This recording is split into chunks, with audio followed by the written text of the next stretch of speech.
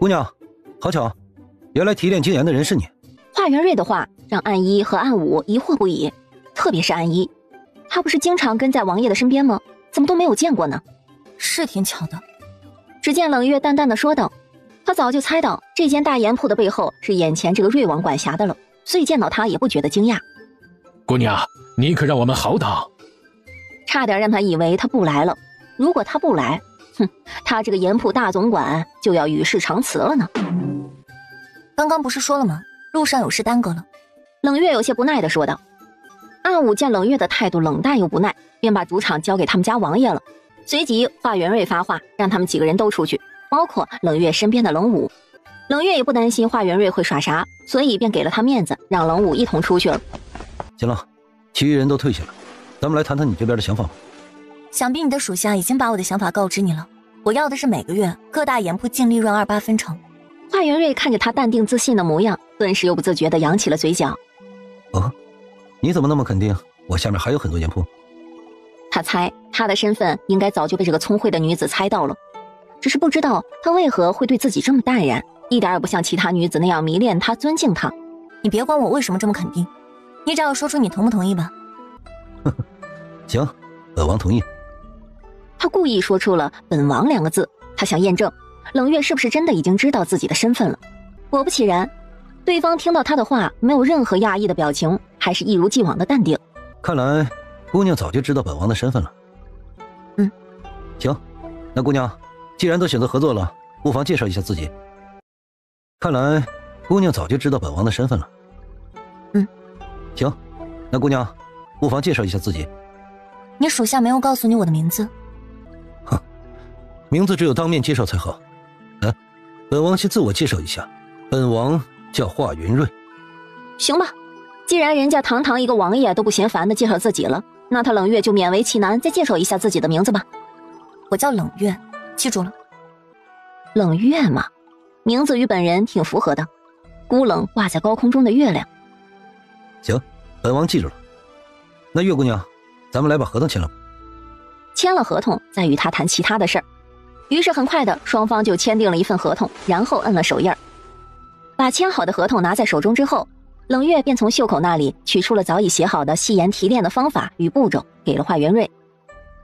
华元瑞接过来看了看，见写得很细致，便很高兴地收了起来。见华元瑞已验收，冷月淡声道：以后我每个月的1号过来盐铺结算。可以，本王会交代老五去落实的。待华元瑞说完这句话之后，冷月就作势要走了。月姑娘，先别急着走，本王还有事要同你说。冷月闻言，眉头微皱，眼尾微扬，似乎在问他是什么事儿。你先坐下，事情不是1句2句就能说完的。月姑娘，先别急着走，本王还有事要同你说。冷月闻言，眉头微皱，眼尾微扬，似乎在问他是什么事儿。你先坐下，事情不是1句2句就能说完的。你知道的，我的家离这里很远，再晚可就晚了。本王知道，你先坐下。华元瑞没有想到有一天自己会这么低声下气的和一位女子说话，要是有其他人在，肯定都怀疑他是否被调包了。冷月见他这么坚持，便给了他一个面子，坐下了。说吧，什么事？不知道月姑娘有兴趣做本王王府的客卿否？本王可以许诺，每个月给姑娘你200两银子，而且配10个奴仆，以及50个新兵，给你任意差遣。这个条件已经算是他所有客卿里最好的了，有钱有权，比一般的官员还好呢。随后他便拒绝了华元瑞。谢谢你的厚爱，我没这个打算。冷月这话一出，华元瑞有些震惊。月姑娘，你当真没有兴趣？你知道这意味着你以后会有什么样的身份地位吗？冷月耐着性子重申了一遍。谢谢你的厚爱，没有这个打算。这些所谓的身份地位都是他自己唾手可得的东西，还需要别人的施舍吗？好吧，既然月姑娘确实不感兴趣，那本王就不强求了。如果以后考虑过后觉得又感兴趣了，可以随时让人传信给本王。冷月淡淡的点头表示知道了，紧接着说道：那现在没事了吧？没事我就走了，祝我们以后合作愉快。华元瑞无语了。没事了，你走吧。就在冷月即将跨出门槛的那一瞬间，冷月的背后又传来了华元瑞磁性浑厚的声音：月姑娘，你如今婚配否？冷月闻声头也不回，只直到跨出去了几步之后，才淡淡的回了一声否。此时景和镇来客居旁边的客栈里，黄金宝和钱如意正在商量着明天就去海域找冷月谈生意。那明天早上咱们就骑着马出发，争取年前把生意给谈妥了，这样年后咱们就可以走货去波斯国卖了。黄金宝说完之后感慨道：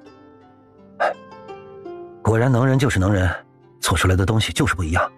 要不是我最先机智结交了他，这么大的生意就从眼前溜走了。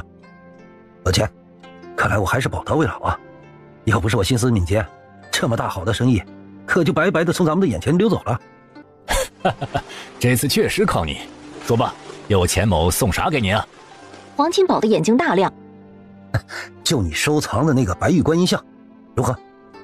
这个物件他可是惦记了2年了，趁着这次他能主动开口，自己试试看他会不会给。那个你别想，夺人所爱这个习惯不好，你选别的。得，就知道你不舍得，不要你的东西了。嘿呦喂，有人不开心了。一边去。黄金宝转头不理他。时间转眼就过去了1个时辰，这个时候天色已是微暗的状态。冷月主仆2人正行驶在江州府城与景和镇交界的道路上，这眼看着就快到景和镇了。道路的两旁却突然跳出了一伙拿着刀的人，个个还凶神恶煞的，就像是一群饿狼一样，在准备抓他们的猎物。周三，咱们遇到麻烦了。哇，当家的，是个好漂亮的娘们儿，你有福了。可能上天知道你们当家的缺个漂亮的压寨夫人，所以就安排她出现了。一说完，他那20几个小弟就纷纷的陆续附和道：当家的，估计还真是，小弟在这里提前恭喜您了。对，小弟也恭喜头。唉，未来夫人真是太美了，啥时候小弟我也能有这个福气，来个漂亮的婆娘呢？会有那一天的，咱们脱离队出来谋生，不就是想靠自己实现这一切吗？对。一群人在那里自顾自的聊天奉承，全程忽略了冷月主仆2人。我数到5，你们全部都滚，不然可就别后悔。随着冷月的话音落下，土匪们都是哄堂大笑了起来，仿佛在听一个天大的笑话来着。我的未来压寨夫人，你可真是会逗你未来夫君笑啊！就你们2个瘦弱的身板，能把我们这几10个身强体壮又会功夫的人怎样？我劝你啊，还是乖乖走过来讨好我吧，兴许我会放了你的相好的。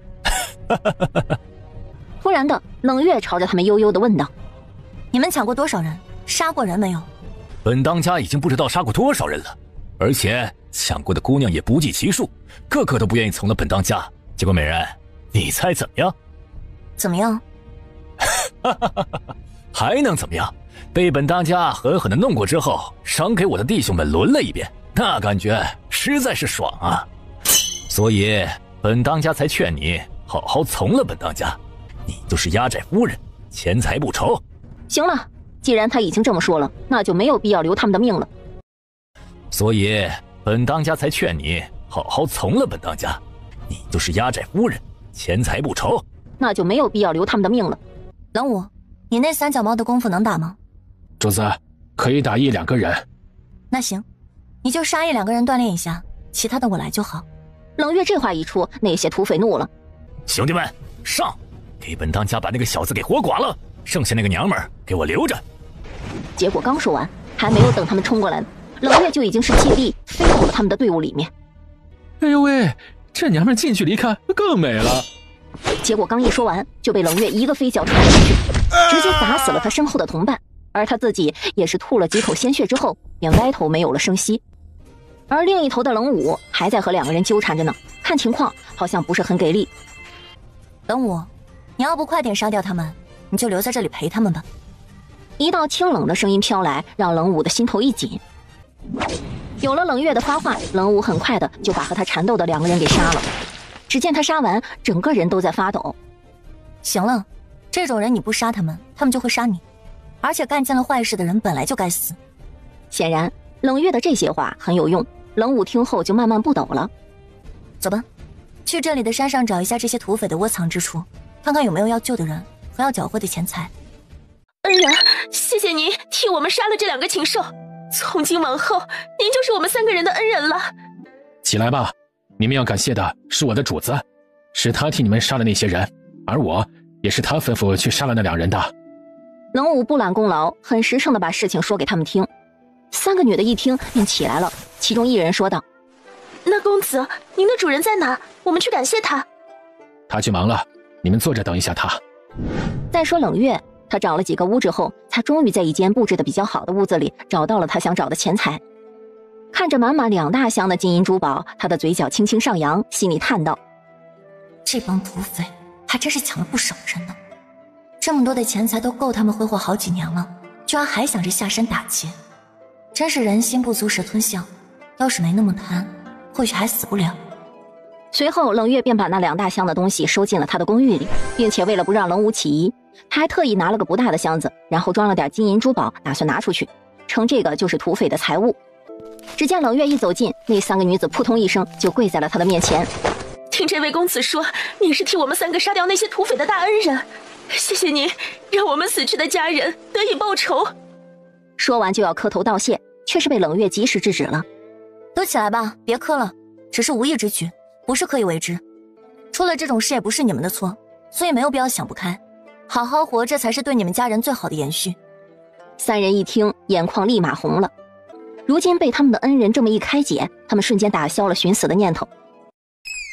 就在冷月上楼推开自己房间的那一刻，一只老虎扑了过来，直接舔了他一脸的口水。凌波，你这臭狐，臭死了！主人，你都不知道凌波有多想你，没有你在，我们2个睡不好吃不好的。是啊，主人，俺和凌波每天都盼着你回来呢。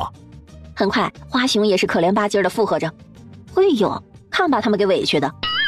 行了，走吧，带你们进去公寓吃东西。这话一出，2大只的脸色瞬间变好，喜得舌头都看不见了。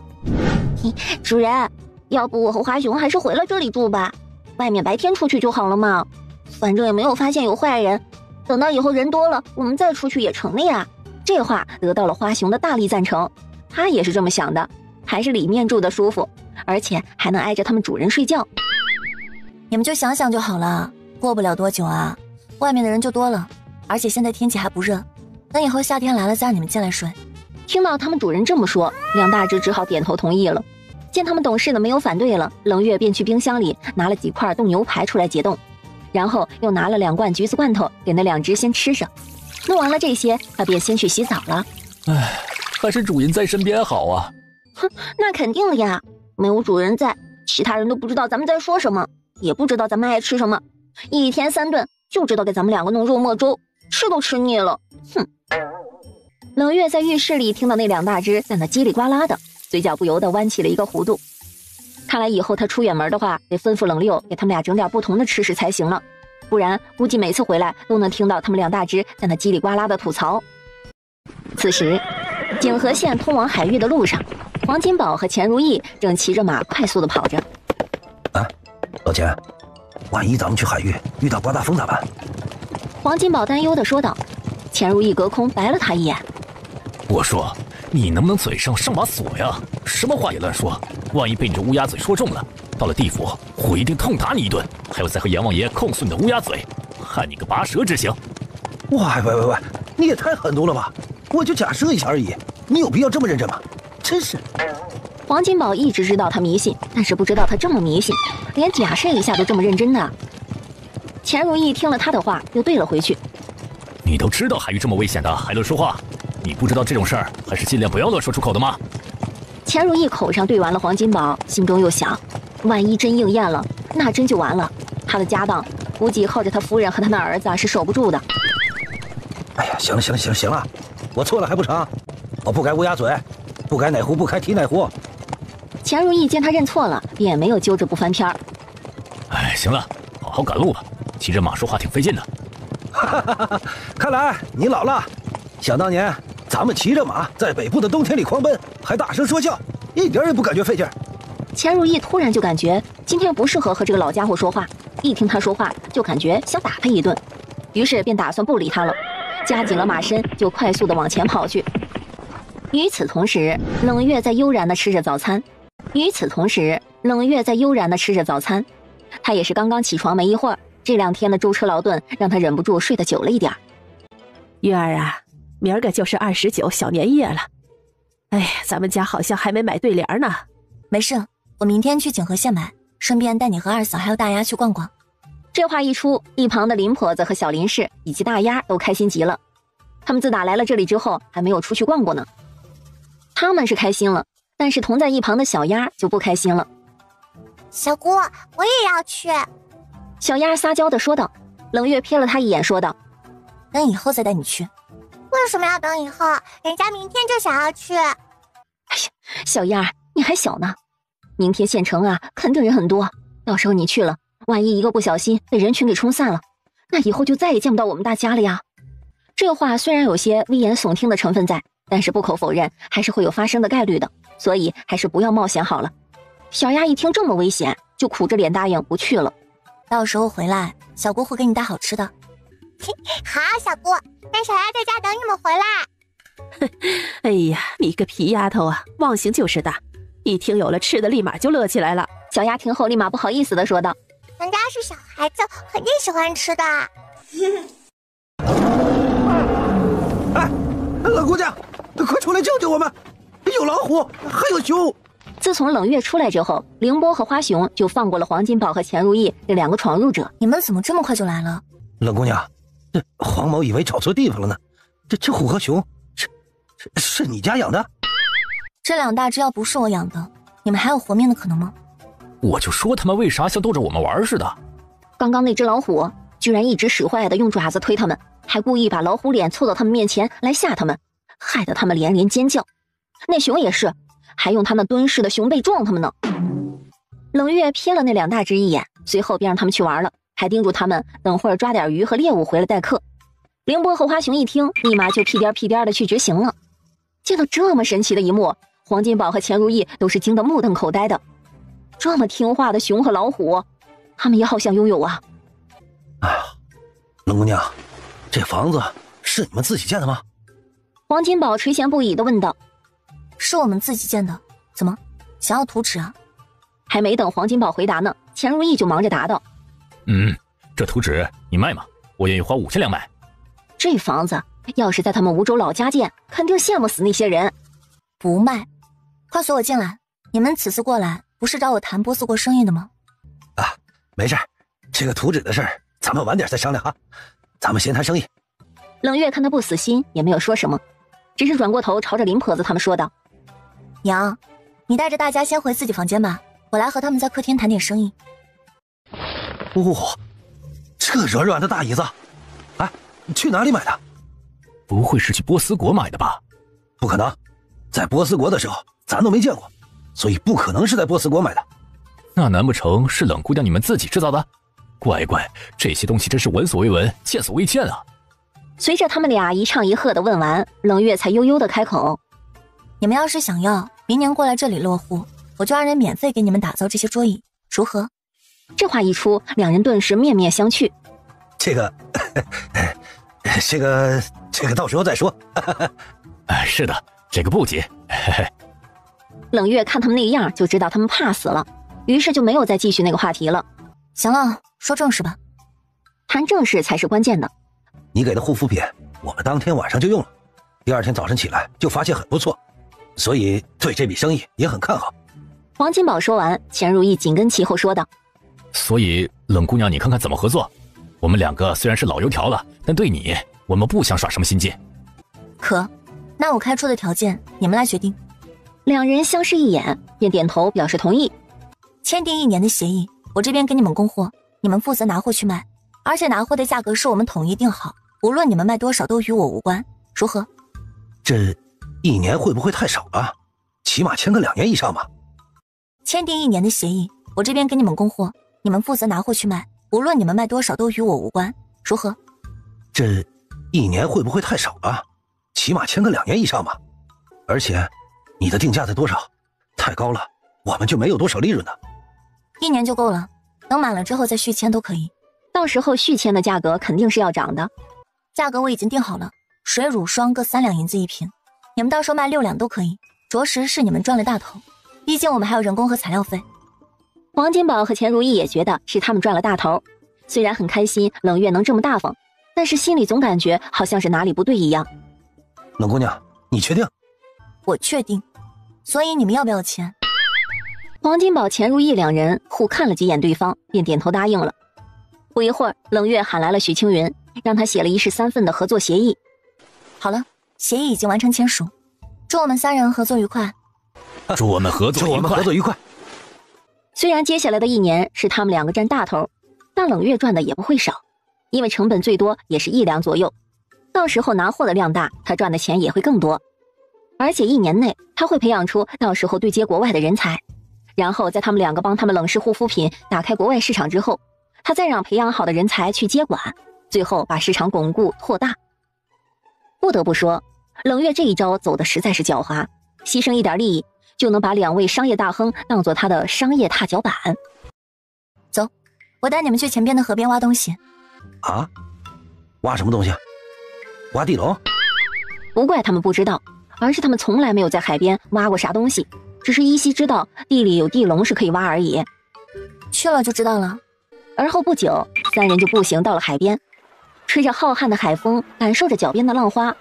黄金宝和钱如意感受到前所未有的惬意。哇，原来海域是这么舒服的。从前只听人家说这里可怕，来的人都有可能9死1生的。我怎么突然觉得那都是传言呢？钱如意听了黄金宝的话，笑了笑。你没发现吗？一般出事的时候都是夏秋季节，所以有可能冬季没事而已。黄金宝想想也觉得是，于是便朝着冷月说道：哎，冷姑娘，你们不担心夏秋季节吗？万一真刮了大风，你们可就危险了。我们既然来了这里居住，那肯定是做足了准备，不然是傻子吗？放着好好的安全地方不住，还这里做什么呢？我们既然来了这里居住，那肯定是做足了准备。行了，我挖东西了，你们可以玩玩水先。冷月说完就开始挖了。2个人看着冷月开始朝着那地上的沙子挖去，便好奇地凑了过去。他们也想看看冷月到底在挖什么。随着小耙子灵活的开挖，很快沙子里就浮现了2颗不大不小的蛤蜊。这是什么？怎么长得这么奇怪？这个叫蛤蜊，属于贝类，肉质鲜嫩，用来和鸡或者鱼煲汤都很鲜美，并且拿来爆炒也很入味。2人一听，瞬间咽了咽口水，肚子还配合地叫了一声。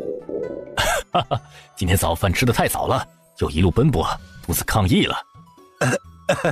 是的，确实如此。 2人尴尬地解释着，好像很怕冷月会嘲笑他们一样。冷月并没有理他们，而是继续挖他的蛤蜊。他想挖够今天中午吃的量。没过多久，冷月就挖了一小筐了。走吧，等会要吃的量挖够了，可以回家了。说着就带着2个人回去了。就在他们离开后没一会儿，海里的水突然变得狂躁了起来，好似有什么东西在搅着他们一样。回到家之后，冷月快速地给蛤蜊泡上了盐水，以便他们吐沙子吐快一点，不然到时候炒起来吃的都是满嘴的沙粒子。老六，等会那个蛤蜊我来炒，你别动它。回到家之后，冷月快速地给蛤蜊泡上了盐水，以便他们吐沙子吐快一点，不然到时候炒起来吃的都是满嘴的沙粒子。老六，等会那个蛤蜊我来炒，你别动它。冷六没有意见，便说知道了。只见冷月刚出了厨房，刘珠珠就迎面跑了过来。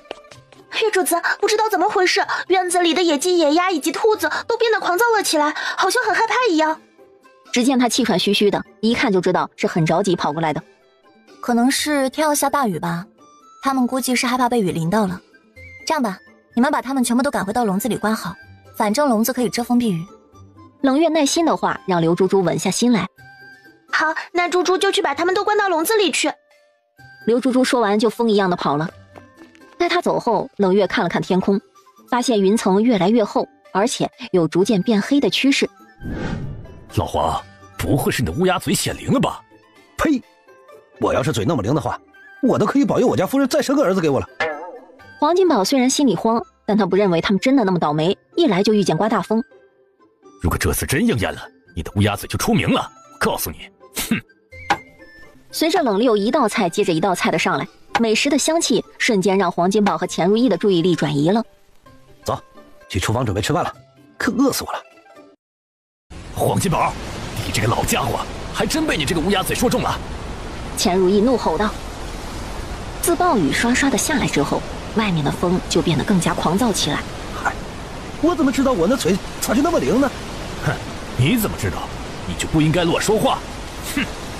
钱如意狠狠地瞪了他几眼。这下好了，也不知道这房子顶不顶得住。冷家众人看着他们两个相互吵嘴，也没有心思理会，都躲在屋里别出去，关上房门，关上窗。只见冷月朝着奴仆的宿舍和林家人那边厉声大喊道。于是很快的，他们都听话的关上了门窗，然后躲在房间里静静的听着外面的狂风呼啸。月儿啊，应该不会有事儿吧？咱们的房子这么结实，不会有事的，相信我。冷月的语气平淡，好像真的一点都不担心的样子。冷家其他人看到冷月都不担心，心便渐渐的放下了。但黄金宝和钱如意两个人还是怕死的很，腿一个劲儿的抖，控制都控制不住。我说你们两个走南闯北这么多年的老男人，胆子这么小，你们确定小孩子们不会嘲笑你们吗？冷月忍不住朝着他们两个鄙夷道。两人一听，心里想啊，嘲笑就嘲笑吧，他们也控制不了他们自己的身体呀。冷姑娘，你确定你家这房子能顶得住吗？冷姑娘，你这房子应该是刚落成没多久吧？里面的砖块用的粘合土会不会还没干啊？刚建好几天。冷月这话一出，钱如意两人细思极恐，吓得腿抖得跌坐在了地上。你别逗我们两个老大叔了，好吧？你们没看出我一点都不怕吗？要是房子真那么容易被风刮倒，被暴雨冲塌，我跑得比你们还快。即使两个人听了冷月这么说，也还是不放心，因为觉得冷月可能是太自信了。下午时分，暴雨停止了，但风还依旧呼呼地咆哮着。老钱，这冷姑娘的房子看起来可以抵挡住大风。哎，你说，要是海域都是这种房子，到时候还愁没人住？哎，只怕到时候人都得抢着来吧，毕竟这里物资这么丰富。钱如意听了他的话，深思了一下，心想：这家伙说的不错，光是看这地上生长的植被，就知道无论是气候还是资源，这里都是优越的。那要不然，咱们都提前预备一块地，到时候年后把它建起来，以后也能多来这边游玩一下。黄金宝听后笑道：嘿嘿，我也是这么想的，所以等会儿晚上吃饭的时候，咱们就和他提一下，看看让他提供点材料，需要什么条件不？主人，其实这个大风挺舒服的，一点也不可怕呢。你有那么喜欢被风吹的感觉吗？要不你去阳台享受？那不用了，外面已经超出我虎身的承受范围了。凌波讪笑着回道。这个时候，坐在沙发上吃着罐头的花熊见状，痴痴一笑。哼，刚刚是谁说不可怕的？现在又怂得不敢出阳台了。切！听到这话，冷月忍不住的笑出了声。他发现，他只要跟这两只待在一起，笑容就会出现的比较频繁，因为他们实在是太好玩了。花熊，你的语气和表情已经开始潜移默化向人类发展了。嘿嘿，主爷，俺的学习能力嘎嘎强。那行，你们两只看着房间，我进去公寓里休息一会儿。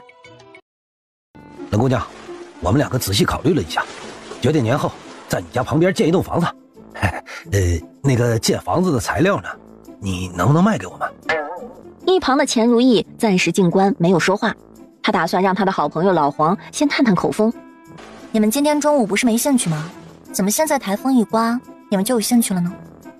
黄金宝听后不好意思地笑了笑。那是当时没有想好嘛，现在想好了之后便有兴趣了。你们是想建来以后常住的，还是偶尔来玩住的？这个有关系吗？建个房子而已。黄金宝有些不明所以，但还是直截了当地回道：我们是想建了以后过来游玩度假用的。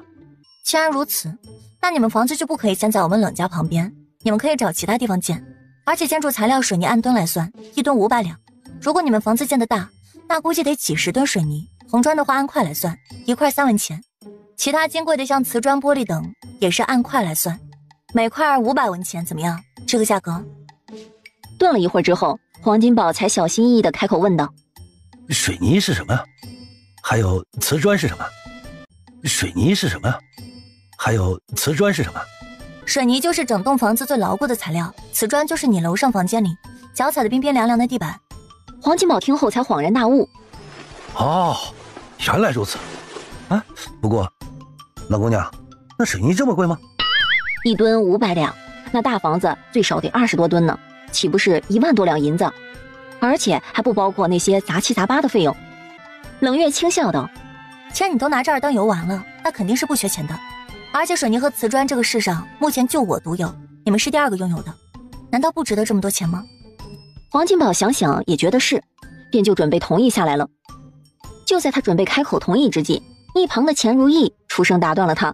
先等等，我还有问题要问冷姑娘。冷姑娘，钱某记得你刚刚问我们常住还是偶尔住，这2个有什么区别吗？还算机灵，还知道反应过来之后问出这个问题。常住的话就是落户到我们海域地区，我可以免费给你们提供家具和瓷砖玻璃等，而且水泥的价格减半。但是落户的话就代表你们以后就是我海域的子民了。听了这话，钱如意和黄金宝是有些懵的。乐姑娘，冒昧问一下，你是不是想占地为王啊？你知不知道，如果你占地为王的话，税王会怎样？如果你占地为王的话，税王会怎样？这块地本来就是无人管辖之地，我冷月既想要，那肯定是有十足的把握。至于那个瑞王，他最好别插脚，不然我可不能保证不动他。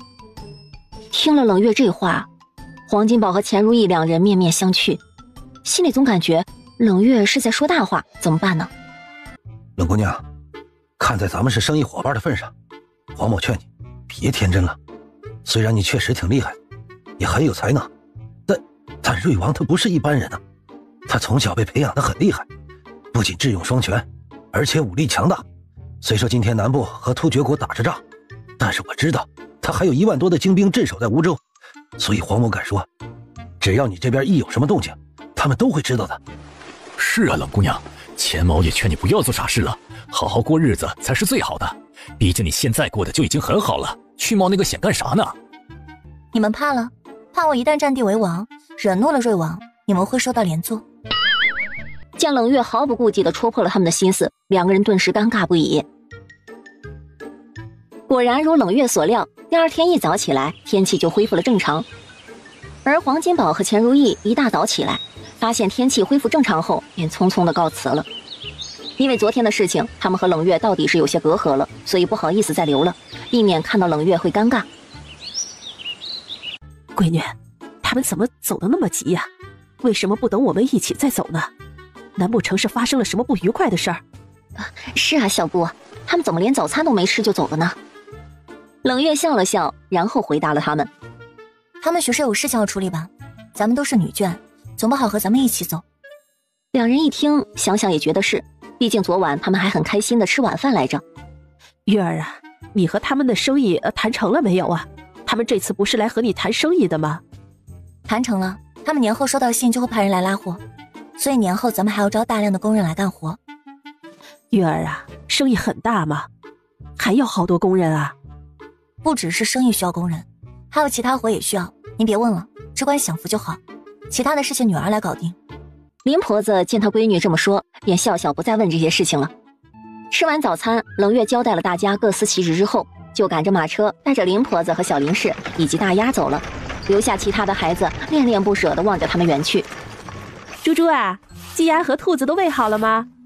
一旁刚打扫完院子的何桂花关心地朝着女儿刘猪猪问道：“娘，都喂好了，只是好像有一只兔子精神不好，不怎么动弹。”何桂花听了她的话，随后便说要和她去看一下。当何桂花进去兔子窝后，发现真的有一只兔子一动不动的，看来确实是生病了。猪猪啊，咱们得把这兔子单独挪出去了，它已经生病了，再把它留下去啊，其他兔子可能也会生病的。那娘，咱们快点给它单独挪出去，我答应月主子会养好这些牲畜的。见他这么着急，何桂花也不磨蹭了，于是便和他一起把那只兔子挪了出去，而后又带着他重新打扫了一遍兔子窝。哎呦喂，姑娘，您又来了，还记得我吗？我是上次服务过您的伙计。嘿嘿。只见他说完了，其他3个伙计也笑着围了过来，看那样子就知道也是想分一杯羹的。除了冷月外，林婆子和小林氏还有大丫见到这些伙计这般热情似火，都有点不好意思。切，看起来也不怎么样嘛。你们这些伙计估计是认错人了吧？这背个大背篓，一副村姑样，能有什么钱呢？只见他说完，还故意摸了摸自己头上那最值钱的那根金簪，似乎是在无形地说：“我这根金簪很贵，你们都没有。”而他身旁的丫鬟对他说完，也狗腿地附和道：“哼，是啊，一副村姑样，你们看看他身上哪一点比得上我们家二夫人啊？”其他的客人心想，光是脸就比你们家二夫人好看很多啊。伙计的心里却是在想，哪点都比得上。因为只有他们知道眼前这个姑娘多有钱，一次性能花100两买几十套衣服的人，你们说有没有钱吧？他们敢肯定，这位姑娘今天肯定也会买很多的。哼，小姑啊，这什么人啊这是？啊，合着非要把自己所有的家当穿戴在身上，才能让别人知道她多有钱是吧？你要是也像她这样的话，岂不是全身挂满了金子？哎呦，那多难看呀！啊不，小姑你那么好看，即使那样也不难看。哎呀，就是有点累着你了。哼，不像某些人，就那么点行头全摆在身上，已经足以看得出她难看了。只见那个所谓的二夫人听后，差点吐出了一口老血，而她的丫鬟看到她的主子气得发抖，立马厉声喝道：“你们这些个村姑，你们知道我们家二夫人是谁吗？敢如此说话！哼，不像某些人，就那么点行头全摆在身上，已经足以看得出她难看了。你们这些个村姑，你们知道我们家二夫人是谁吗？敢如此说话！哼，是谁呀？”小林氏发问。我们家二夫人是我们景和县江县令的二夫人，你们得罪了她，就等着被我们县令大人惩罚吧。冷月听后心中冷笑道：我这是挖了他们江家的祖坟了吗？怎么去哪儿都遇到他们家的人嘴尖找茬。此时那位二夫人俨然恢复了一副高傲的姿态，好像就等着冷月他们几人痛哭流涕，然后跪在她的面前求饶一样。县令的二夫人，意思是小妾是吧？一个小妾而已，便敢在外面耀武扬威，我看你们脑子是有问题吧？你说什么？你竟然敢追入本夫人！你给我等着，本夫人定要你们好看！冷月不以为然，痴痴一笑。要我们好看？怎么样我们好看？回去告状。想必县令要是知道你们主仆在外面败坏他的声誉，估计也饶不了你们吧。毕竟我可是知道，县令不随便欺压百姓的。那二夫人一听，脸上有些挂不住，随后假装恨恨地说道：本夫人不和你们这些村姑一般见识了，梅子，咱们走。说完就灰溜溜地带着丫鬟走了。你把当下最好的女裙拿出来看看。嘿嘿，好。一旁的其他客人看到，心里又发出了阵阵的感叹：乖，还真是有钱人啊，真看不出来。这不显山不露水的，一出手就是王炸呀！最终冷月在众人的注目下又挑了几十套的衣服，而且布料都比上次的好，把那个店铺伙计高兴的牙花子一直是裸露在外面的。就在准备付钱的时候，林婆子拉着冷月问道：哎呀，月儿啊，咋又买这么多呀？而且还买这么好，这钱花的也太多了呀！在他看来，那些个奴仆不需要穿那么好。冷月却是摇了摇头：娘，这钱该花的，毕竟是过年，仆人们也是人，过年穿好一点，他们心里也会开心，一开心心里就会更加的感恩，以后干活也会更用心，不是？林婆子被他这么一说，也觉得有道理。哎，行，以后可不能买这么好的了啊，只有过年才能给他们这个福利。知道了。伙计见他们两母女嘀嘀咕咕的，有些担心他们不买这么多，于是试探性的问道：姑娘，要不减少几件？不用了，就拿这些，全部打包好，等会儿我们驾车来取。哎，好嘞。这才是名副其实的妇人，买这么多衣服，估计家里很多仆人。可不是，看来人家是有底气的，不然也不敢刚那县令的二夫人。也不知道是谁家的啊，不会是秦家的吧？不可能，秦家的人我见过，没有他们的面容啊。那应该又是北部南迁过来的大官家的，不然如果是咱们本县的，我们应该都认识才对。兴许吧。各位，我接下来对海域有一个大的规划，那就是我要把海域打造成一座能安居乐业的城池，而我未来便是这座城池的主人。冷月这话一出，除了冷武和许青云，其他人的眼睛和嘴都张得大大的，一副十分震惊的模样。就在时间仿佛静止的时候，冷月再次开口：我知道你们很多人都很震惊和疑惑，震惊我怎么会有这个想法，疑惑我为什么会突然生出这个想法。可以明确告诉你们，这个想法不是临时起意的，而是经过我深思熟虑过的。想必你们也知道，之前北部发生了大规模的灾难、蝗灾、饥荒、瘟疫、洪水、泥石流、冰雹等等。来了这里后，昨天发作了大风。原来他们经历了这么多的灾难，如果不是现在被提起，他们都没有意识到，他们竟然经历了这么多的灾难。表妹，你建城池和灾难有什么关系？林康适时问道。冷月的眼神往他那边瞥了过去，紧接着悠悠地说道：你难道没发觉如果不是有我在，你们还能在灾难中存活下来吗？林康是无言以对的。确实，如果没有他的表妹在的话，估计他们在饥荒那一环节就饿死了。我知道你们还在疑惑，所以我就直接告诉你们吧。我可以很大程度上预感灾难的降临，然后提前做出预防。冷月这话一出，众人再次震惊不已。还没等他们消化完，冷月又接着说道：所以我建这座城池的目的，就是想让这里一能够成为这个国家的灾难避风港，二能让落祸海域的百姓安居乐业。也就是说，以后不管发生了什么自然灾难，这个国家都有一处地狱可以让人生存下去，而且咱们这座城池的百姓都不用背井离乡，也不用担心会因为灾难而死亡。听了这话，很多人的心里此时由震惊转化为了憧憬，认为如果真的可以做到这样，那这里将是人人向往的生活地狱，而他们也将是这片地狱的先人。只见冷月扫视了一番众人，紧接着又说道：可能你们其中有的人还会疑惑我为什么不直接篡位取代瑞王，然后掌控整个国家，这样就能让整个国家的百姓很大程度上提前规避灾难。我想说，我不是完完全全的救世主，我还想做一般正常生活的人，所以能救一部分的人对我来说就已经可以了。也可能还有人会疑惑，为何我不直接成为瑞王的得力幕僚，给他提供信息就好了，这样既有官身，也不会有任何的风险。冷九无语了，他就是这么想的。果然能人就是能人啊，好像所有人的想法主人他都能够知道一样。只能说这个想法我不太喜欢，任哪个有能力的人会愿意屈居别人之下呢？命运让别人来掌控，还不如自己来掌控。随着冷月这长长的一段话刚说完，冷云就忍不住出声了：可是小妹，咱们没有任何的根基，要是你建城池的事情被瑞王知道了，那他派兵来海域讨伐我们怎么办？可是小妹，咱们没有任何的根基，要是你建城池的事情被瑞王知道了，那他派兵来海域讨伐我们怎么办？既然都打算建城池了，那这个问题肯定是重中之重，我肯定是第一个要考虑到的。只能说你们都把心放到肚子里，我和瑞王现在有生意来往，也很清楚他的为人，所以有的是办法让他同意。大家见冷月这么有把握，高悬的心就彻底放下了。等年后我就会开始在江州各大县城张贴招工启事，目标是招几百个工人，而且同时还会物色各大领域的能者，所以你们所有的仆人从这一刻开始都要去规划自己的将来。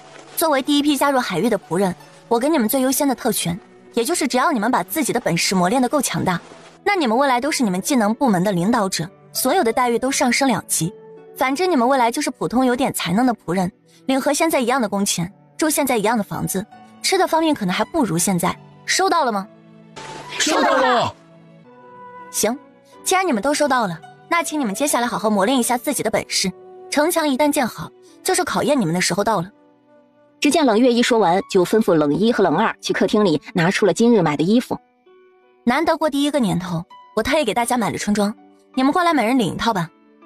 说着就让冷一和冷二按照男女划分，由冷一发放男装，冷二发放女装。等每个仆人都领完了之后，这场小年夜饭才最终散场。夜半，何秋娘和林刚两夫妻的房间里。老伴儿，你说咱这外甥女儿也太能了吧？这城池要是建好，那她可真是这座城池的主人了。乖乖，这人和人真是不能比呀。何秋娘感叹万分，她做梦都没想到自己有一天能够成为一城之主的舅娘。毕竟曾经她可是个彻头彻尾和农田打交道的妇人啊，现在猛地一跃，很快就要摇身变成一位一城之主的舅娘，你说玄幻不？特玄幻好吧。林刚也觉得很玄幻，所以目前他正在神游呢。而何秋娘见他说完好一会儿了，也不见旁边的人吭声，于是侧头看了过去，这才发现林刚整个人在神游呢。喂，你这死鬼，和你说话呢。说着还用手用力地打了一下他的手臂。林刚被微微的疼痛唤醒，这才发现他的婆娘正对着他怒目而视呢。啊，咋了，婆娘？哎，你干嘛打我？而且还瞪我？见林刚对自己刚才的话充耳不闻，心中更是一气。你神游去哪儿了？和你说话你都听不见，你说我该不该打你呀？这话说的林刚讪笑不已。我还不是在感叹今晚的事儿吗？一想到咱们外甥女儿以后就是一城之主了，心里总感觉很玄幻，好像做梦一样。何秋娘一见他这样就嗔怪道：“我刚刚就是和你说的这事。你说咱们儿子要是有外甥女儿一半能耐的话，咱们林家还用愁吗？估计不是个将军，也是个副身。”哼，得了吧，这种不可能的事儿，咱们两夫妻就别发梦了。林刚这话惹得何秋娘一顿的假挠。你这男人真是的，不可能的事儿就不能让我想想吗？非要泼我冷水。哎，行了，我错了还不行吗？林刚忙讨饶，听到他认错了，何秋娘才放过了他。行了，咱们睡觉吧，夜深了。随着蜡烛的吹灭，房间瞬间陷入了黑暗。这一夜，很多人都没有睡着，因为他们的脑子里一直在想象着和计划着未来的事儿。当第二天清晨的第一缕曙光出现，原本安静的院子里却是被一声声惊恐的尖叫声打破了。因为这一声声的尖叫，全部人都惊醒了，包括冷月。他倒要看看到底是什么东西或者是什么人一大早就来了。大冷月出去阳台外一看，结果发现是黑曜那个家伙。反正动静这么大，那个女人肯定会过来的，我就在原地等着就好了。都别怕，他是来找我的。随着这声平淡的声音传来，众人的心才慢慢的归了位。月儿啊，你说这大黑蛇是来找你的，你和他认识啊？乖乖呀，他闺女真是太牛了，连这么恐怖的大黑蛇，他都很淡定的说是来找他的。黑曜此时舌头已经转过来了，而且金黄的蛇眼看向了冷月，然后隔空傲娇的对他说道：“你这女人，还不叫这些人类给我开门，非要我爬进去才行吗？真是的。”随着大门的打开，黑曜用嘴叼起了旁边的木箱子，然后傲娇的游走了进去。我准备在这里玩几天，这是给你的礼，里面是你们人类最喜欢的铜锈之物。冷月见他这么上道，突然心情就变好了。既然你这么客气，那我这几天就好好招待一下你吧。黑曜一听，随即满意的吐了吐蛇信子，心道：果然人类得贿赂，不然板着脸真难看。幺妹，你是不是有什么事情要和我们大家说呀？对，我过来就是有事要和你们的家人说说。什么事？你说。由林康代表问道。是关于徐梅的事，我在府城遇到了她了。冷月说完这句话，特意的观察了一眼他们每个人的神情。没想到徐梅这个恶毒女人还活着，这种恶人，老天咋不把她收了呢？还留她在人间祸害其他人。最先说话的是林健，只见他此时的表情，鼻孔都气得可以插秧了。紧接着是何秋娘，只见她也是一脸的愤怒。月儿，你看见这个女人有没有狠狠地教训她一顿？如果没有的话，那太可惜了。要是舅娘在，舅娘肯定把她扇成猪头。紧接着，当事人的男人林康这时也出声了。表妹，那个女人如今如何了？是不是过得挺好的？下次带表哥去找她，表哥不痛打这个女人一顿，都不是个男人。你们既然真的这么恨她，那我就放心了，因为她被她那对父母和弟弟弟媳卖到了花楼，现在千人枕万人骑，而且她当时求我救她，我没救。活该，这就是作恶的下场。小雨、小莲，以后你们即使见到她，都不要理她，知道不？别被这个女人几句好话就骗过去了。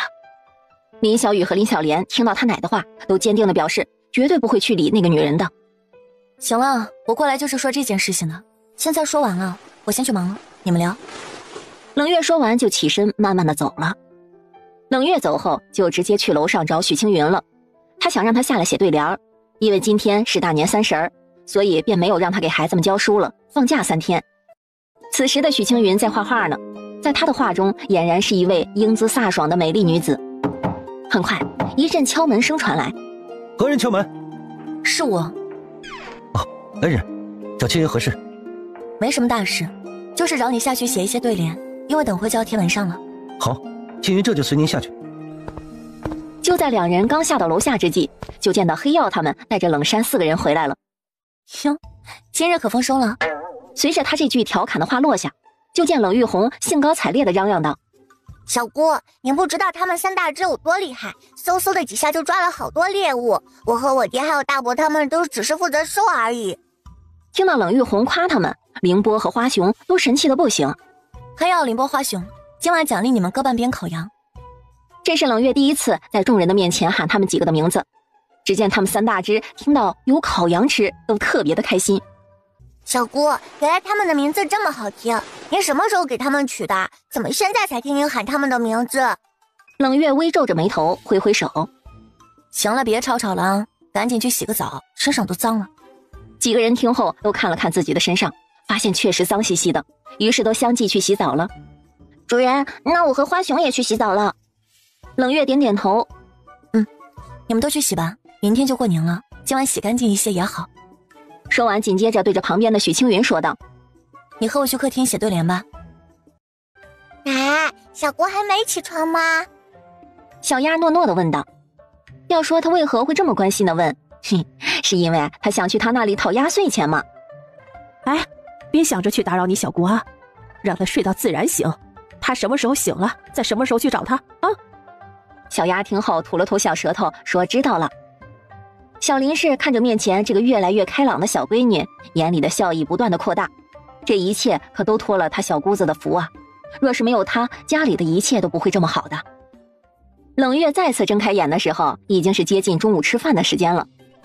洗漱完之后，她特意在镜子面前装扮了一番，毕竟是新年嘛，她再怎么样也要随大溜穿一下新衣裳，弄一下新脸面。在外面的房间里，凌波和花熊还有黑曜他们三个已经吃完早餐上来了。意思是，北部现在被其他国家的人占领了？那我那弟弟会不会有事啊？毕竟他还守着这么多他们人类喜欢的铜锈之物。俺觉得他可能凶多吉少了，因为俺听这里的人说，其他国家的人很凶残，只要是看到有本国的百姓都杀死了。听到花熊的话，凌波也附和道：“是啊，我也听到他们这么说的呢。”而黑曜听了他们两个的话之后，难得的不再傲娇了。现在只能希望他机灵一点，不要这么大岁数了还被人类杀死。我觉得黑蛇其实很机灵的，你和他很久没有见过了，所以你不知道他现在的性格。估计真到十分凶险的时候，他也不会死脑筋的，一直守着那些东西，很有可能会循着我们两个的气味跑过来这边找我们的。如此的话，那更好了，以后我们两兄弟就可以长长久久的一起了。反正离王墓放弃了，不还有我这个离王妃墓吗？而且离王这么爱离王妃，只要我们守住了离王妃的墓，他应该也不会怪我们兄弟俩的。凌波见他想得这么开，便没有再继续这个话题，而是转了另外一个话题。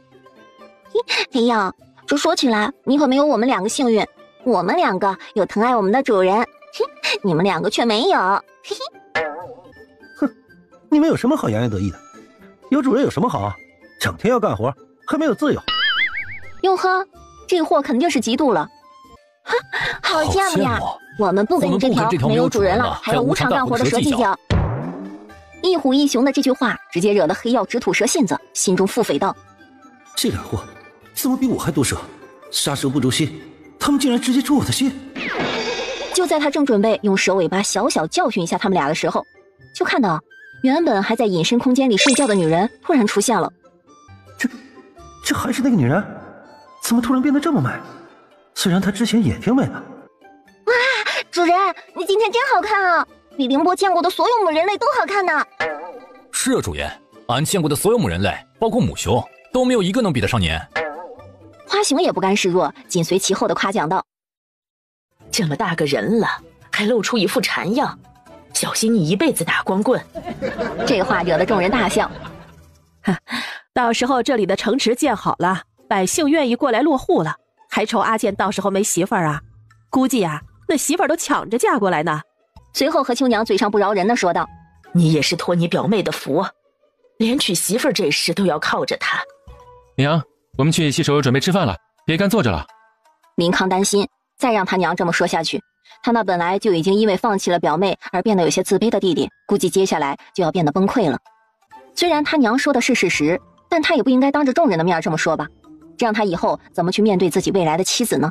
怎么去面对自己身边的所有人呢？随后他红着眼怒吼道：娘，你为何老是这么贬低我？难道在你眼里我就这么不堪吗？你生气个什么劲儿？你娘就是开玩笑的，你又不是不知道她这个嘴没个把门的。开玩笑？我看她不是开玩笑，在她心里我确实就是这么差劲。既然她都这么觉得了，那我以后不娶媳妇了，总行了吧？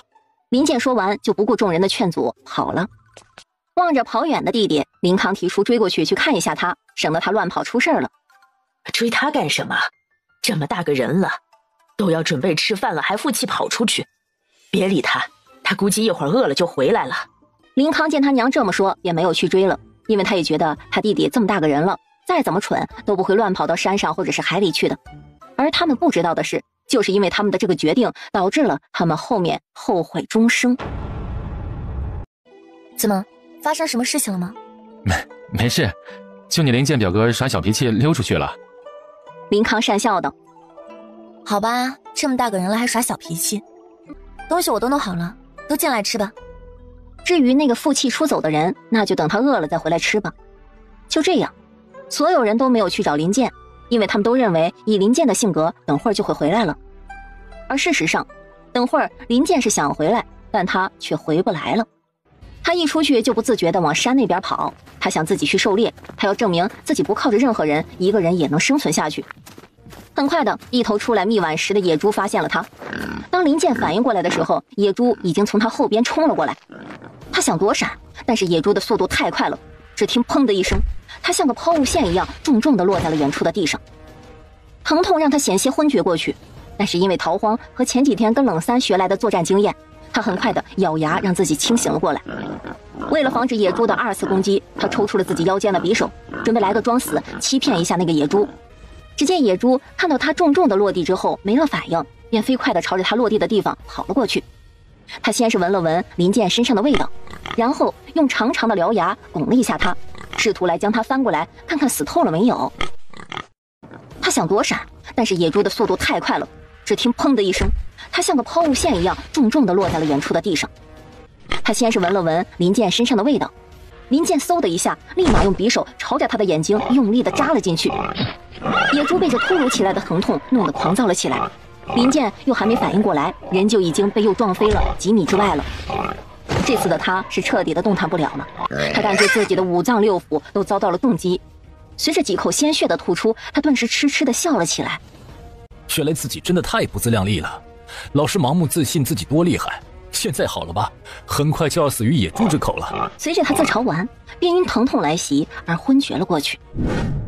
此时饭桌上到处骨头残渣，看起来战况激烈。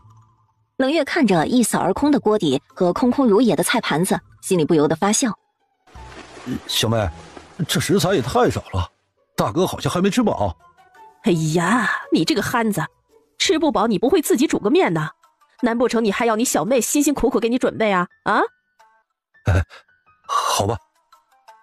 大哥，本来火锅就是过过嘴瘾而已，吃不饱很正常。待会儿我给你下碗面吧，我等会儿还要给凌波他们3只烤6条鱼。一想到凌波他们还在饿肚子，冷月便不做了，起身往厨房里走去。我现在去做吧，省得他们饿到了。还别说，凌波他们几个正在院子外面吊哈喇子呢。哎呀，我饿死了！呦呦呦！哎呀，我饿死了！呦呦呦！华雄觉得自己的肚子在咕噜噜的叫，而且闻着里面飘出来的香味儿，他的口水忍不住的往下滴。黑曜也是一副生无可恋的表情，只见他的蛇眼有一搭没一搭的眨巴着，看起来十分的无精打采。他心想，他还是第一次挨饿呢，这种饥饿的滋味原来这么难受啊。在厨房里的冷月不知道外头的凌波和花熊的生无可恋，他在灶炉边认真的烤着几条大鱼。只见炉面上的鱼此时已经开始滋滋作响，鱼皮也已经焦脆了，估计再过一会儿鱼就烤好了。外头的众人正聊着天呢，他们现在已经聊到了下午跑出去的林健身上了。大嫂啊，你不去看一下阿健回来了没有啊？别到现在还在外面饿肚子吹风呢。咱别管他，估计他已经回到房间待着了。不能吧？怎么刚刚都没听到动静啊？到底是他的侄子，林婆子还是有些担心他的。哎呀，阿康啊，要不你去你弟弟的房间瞅瞅，看看他到底回来了没？林勇也赞成，林康也想去看看，于是便动身过去了。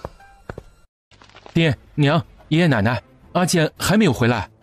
听到林健还没有回来，众人才意识到他可能跑去山里遇到危险了。去找找。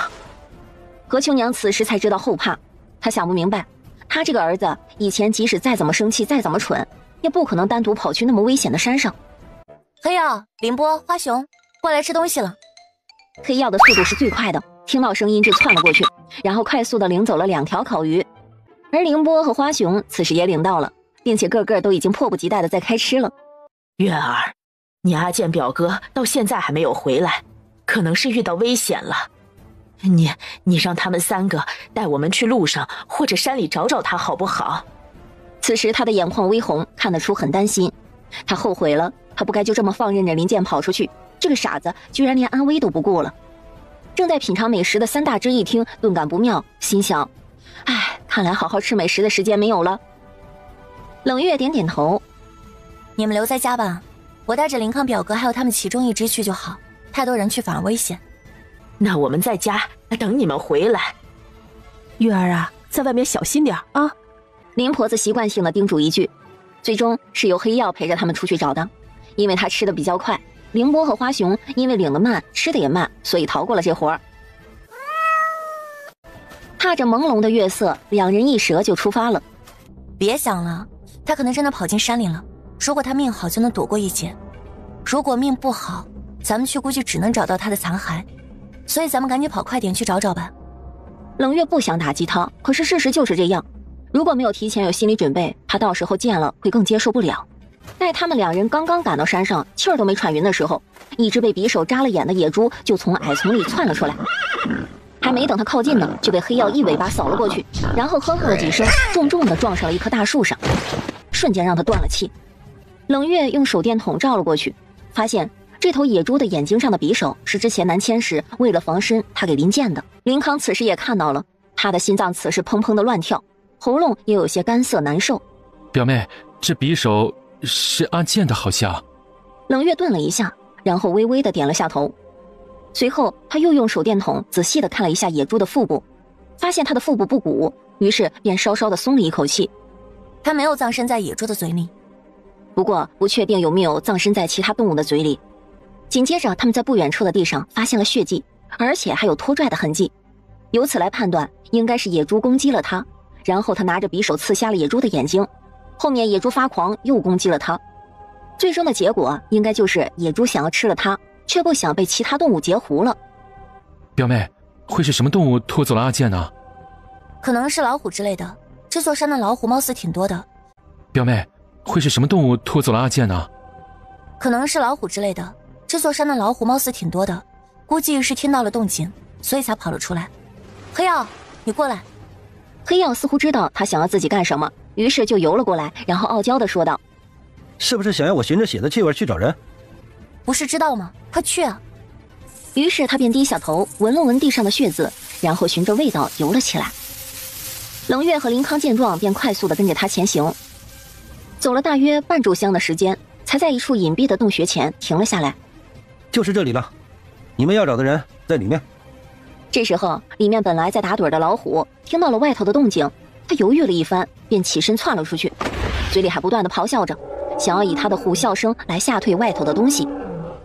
冷月与黑曜对视了一眼，黑曜瞬间明白他是想让自己来解决，于是那老虎一出来，都还没有等他反应过来呢，就被黑曜的小尾巴给拍懵了。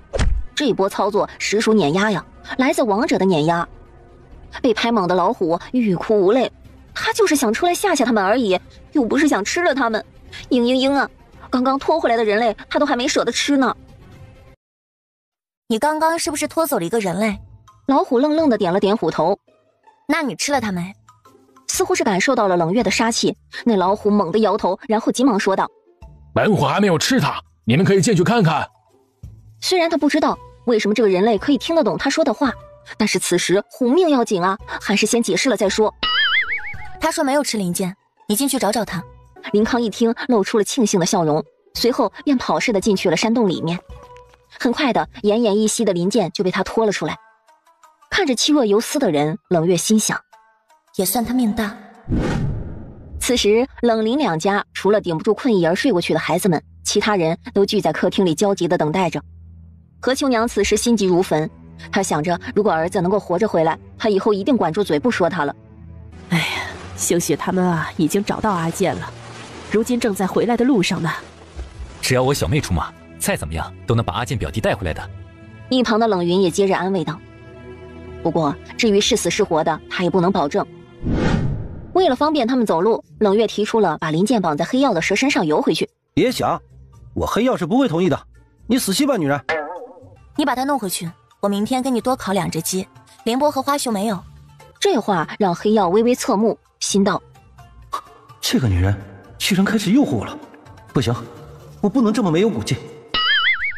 一会儿后，朦胧的月色下，一条泛着冷光的黑蛇迅速地向前游动着，而它的身上仔细看的话，还用藤蔓绑着一个受伤昏迷不醒的人类。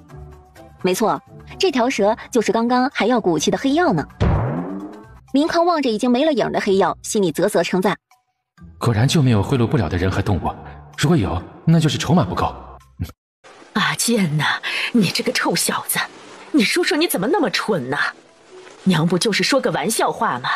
你至于跑去山上寻死吗？你知不知道，你死了，我们都会很伤心的。你这个臭婆娘，儿子如今都死了，你还骂他？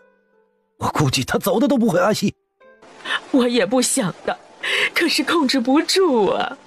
大舅娘，阿健表弟好像还活着，你们让开点，我来看看。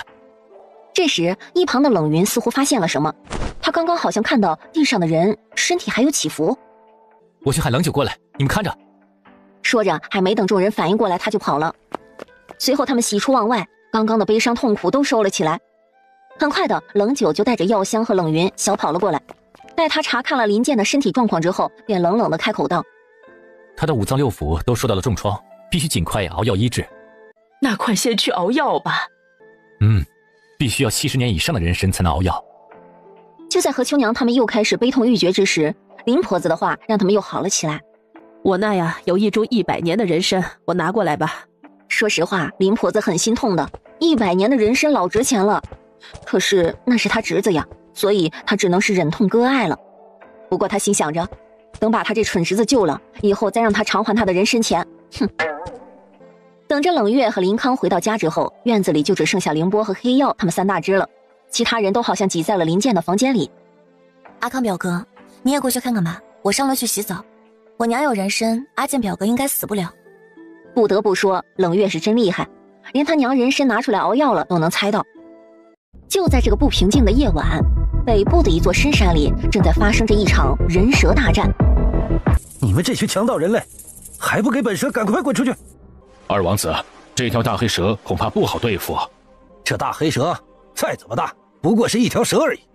看我塔拉吉，等会儿怎么把它碎尸万段！哈萨卡布见他如此自大，面色有些不愉。塔拉吉，别这么狂妄自大。你知道这条大黑蛇存在了多少年了吗？恐怕有上百年了。二王子，上百年又如何？他又不是修炼成仙了。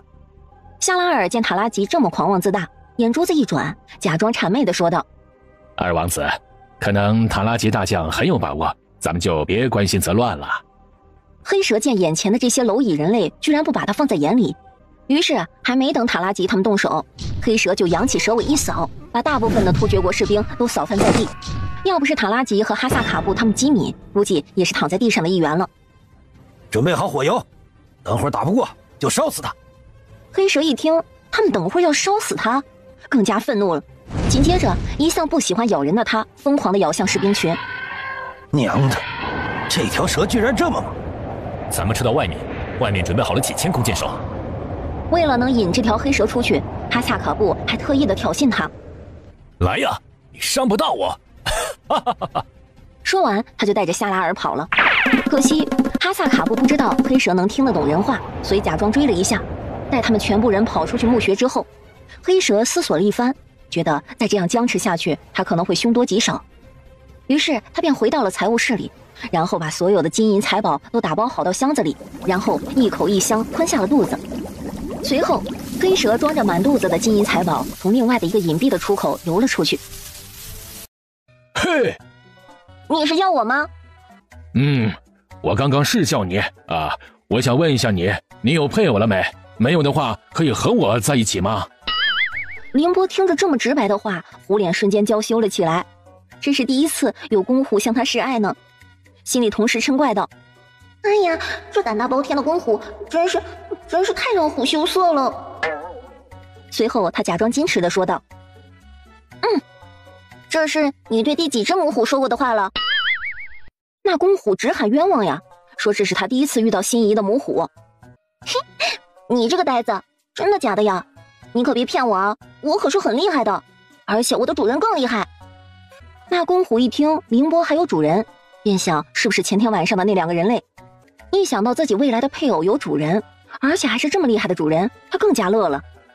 想着想着，他就突然嘿嘿地笑了起来。凌波看着他一只虎在那里傻兮兮地笑，心里在想，哎呀，他会不会是只不正常的虎啊？刚刚那只是他正常的时候而已啊。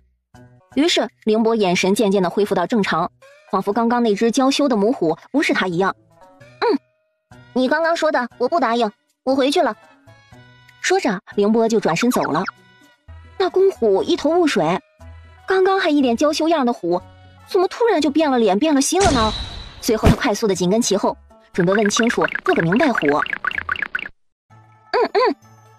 介绍一下，这只以后就是我凌波的公虎了。对了，你叫啥名字啊？花熊和黑曜面面相觑。合着你现在连人家公虎的名字都不知道，就和人家在一起了，这是有多草率呀？只见那只公虎咧着虎嘴一笑，我还没有名字啊。没事，回去让我主人给你取一个，保证好听。我的名字就是他取的，叫凌波呢。是挺好听的。见他们俩还在你情我浓的，花熊忍不住开口了。俺说凌波呀，你这也太草率了吧，这都没认识一会儿你就和人家公虎好上了，你忘记了你不是一只普通虎了？我们俩是一见钟情。凌波讪讪地回道。花熊无话可说了，他就等着他等会儿回去被主人训吧。哼，走吧，回去了，时间不早了，一会儿还要去海里抓鱼。随着黑曜的话音落下，几大只就准备出发，一起回去了。冷九见他们要回去了，便也跟着收拾了东西，一起回去了。此时已是接近未时，林健的房间里传来了几人说话的声音。痛吧，让你这么傻赌气跑去山里，你不知道娘后来有多担心你呀。躺在床上不敢乱动的林健听着他娘的唠叨声，落下了眼泪。今天是他受伤后第一次醒来，他以为自己肯定死定了，却没想到他居然命大，被家人救了。以后他再也不任性了。阿健呐，是不是太疼了？你哥已经去端药了，很快就可以喝了，喝了就不疼了。说着自己也掉下眼泪来。娘，我不是疼的，我是怪自己任性，以前老是不接受现实，很多时候都以为自己离开你们，离开表妹，自己照样可以活得很好。但是这次的事情让我彻底清楚认识到了自己的不足，那就是没有真本事，却一味的盲目自信。你能认识到自己的错误就好了。林刚也在偷偷的抹着眼角。孩子，虽然你娘老是拿你开玩笑，其实她只是用错了方式，她的初衷其实就是怕你认不清自己，从而导致你未来的生活一个人扛不起来。而且爹也有错，其实是爹一直不懂得怎么教你，所以才会不断的把你丢给了你大哥来教，平常也没有阻止你娘说你。是啊，阿健，娘如今也知道自己错了，娘其实不该老是那样说你。你表妹昨天和娘聊了，说娘应该也要多鼓励一下你，而不是一味的贬低你。只有鼓励和适当的提醒，才会起到最好的教导作用。最终场面是皆大欢喜的，每个人都勇于承认自己的错误，勇于接受好的改变，让自己朝着想要的那面发展，人生才会不糊涂，才会不轻易伤害到身边的人，才会活得明白又体面。端着药进来的林康发现场面其乐融融的，他心头的担忧瞬间放下了。来，药来了，喝了很快就好了。小心烫。娘，小姑不是说年初8就要去招工了吗？那到时候这么多的工人睡哪儿啊？总不能睡咱们的房子吧？林婆子被他这么一问，也想到了这件事儿，于是她想了想，便匆匆的出去，然后上了2楼。娘，你上来找我什么事？月儿啊，你刚刚在里面干嘛呢？娘怎么见你穿着奇奇怪怪的衣服啊？冷月打了个哈欠，在工作啊，之前不是和人家合作了生意吗？我就是在搞那个东西啊。月儿，刚刚你二嫂提醒了一下娘，说你不是年初8就要招工了吗？那咱们不事先准备一下工人房吗？这么多人，到时候哪有地方给他们住啊？娘，你和二嫂提醒的好，我这就下去通知冷姨他们，明天一早起来伐木搭建房子。估摸着最少得搭建20间屋子，每间屋子睡10个人，加起来一共200个人，而且还要提前建一栋厂房，用来隐秘制作水泥，不然都交给那些工人做，他们会偷走技术的，然后拿去到处乱卖。毕竟他们不像冷一他们一样是签了卖身契的，所以这种事儿冷月是绝对不允许出现的。照这种情况来看，那初8就先招20个人回来建厂房，建好了再继续招人建邻家的房子和建城墙。护肤品这一块就先暂时取消，不招女工了，改让家里的那些女性来完成第一批。很快冷月就把任务发布给了他们，也就是从明天开始，大家又要重新忙活起来了。凌波呢？朱颜，凌波那货跟别的货好上了，而且还带回来了，现在还在路上你情我浓的慢慢走着呢。很快的，凌波和那公虎慢吞吞的走了进来。一进来，凌波就感觉到了气氛不对，于是他赶紧怕死的解释：主人，你看，这是我给您找回来干活的公虎。那只公虎也不在意凌波怎么说，咧着虎嘴就笑呵呵的，看起来十分的谄媚。嘿，您好，主人，我们又见面了。冷月看了看这只虎，眉头微皱：怎么是你这只虎？你确定你以后是来干活的？可千万别想着过来混吃混喝的，不然你的小命就要交代在这儿。那公虎的心里此时虽然怕怕的，但是虎脸还是笑嘻嘻的。肯定干活，总不可能吃白食。为了有配偶，以后还是勤奋一点吧。对的，主人，他要是吃白食，凌波第一个饶不了他。看着他们2只虎夫妻一唱一和的，黑曜和花熊是没眼看的，直接就撂下他们回了2楼了。行，既然说要干活，那以后去山里打猎的事就交给你们了。2只虎立马麻溜的点头，然后说知道了。就这样，家里又添加了一位新成员。林婆子看着眼前这场面，心里直呼啊！哎呦，我们家的动物是越来越多了，就冲这架势，以后也没有人随便敢乱进我们家的大门了。